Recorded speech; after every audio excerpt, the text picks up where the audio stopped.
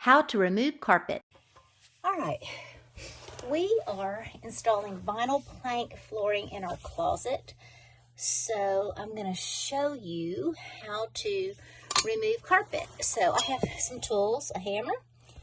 I have this little crowbar. I like it because it's small. It has a small edge, both edges, ends, and you can really get under things with it. I have a bigger crowbar just in case we need it, but I don't know that we'll need it for this part. So really the first thing we're trying to do is just get under this. And I'm going to use this little crowbar. If I can pull it, I can pull it this way, but it's really, and it's actually under the baseboard. I'm just going to see if I can get this under there. Yep, got the corner. And really, that's the hardest part. Once you get the corner started, as I did right there, I'm just going to grab it. And just be careful because tack strips are sharp, like little nails hanging up. And so we're just going to pull this part. Part one is just literally pulling it and just pull that up as such. And then just pull it out, roll it up. And sometimes if it's really big and you're not going to use the carpet anymore, then you can just cut it up with a utility knife to handle it smaller pieces. So I'm just pulling that up. And down below you can see the tack strip and you can see the padding. That'll be our next step to remove that.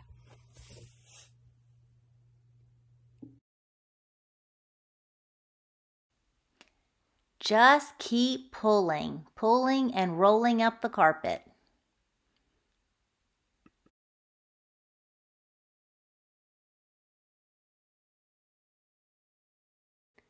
Sometimes it's helpful to cut the carpet in smaller pieces using a utility knife. It's just easier to manage to get out of the room. Just depends on how tight your space is.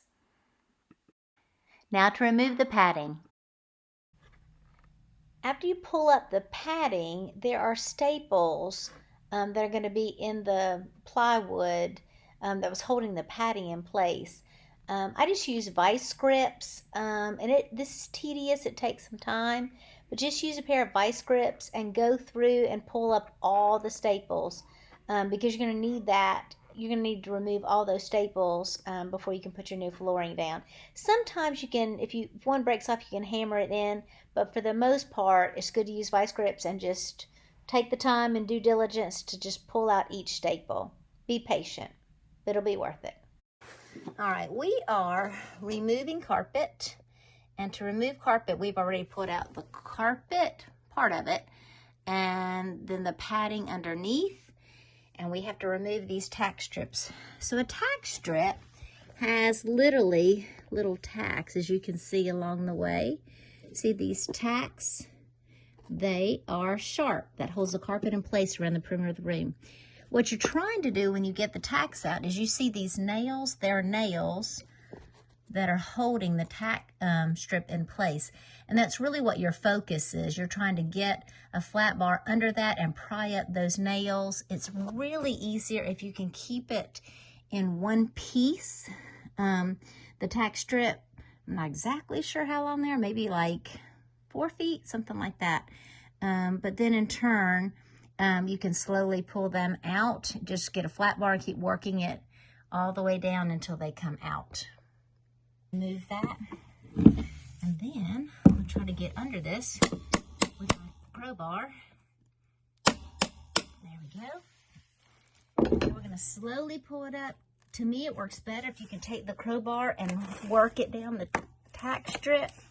So that way, let me go close to it so you can see it, sorry.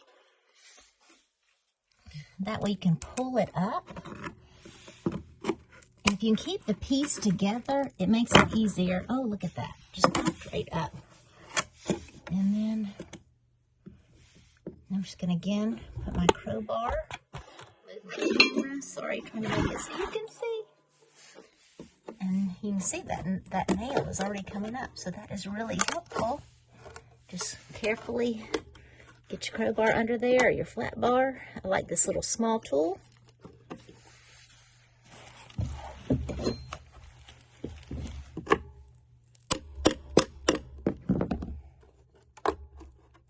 There we go. Look at that.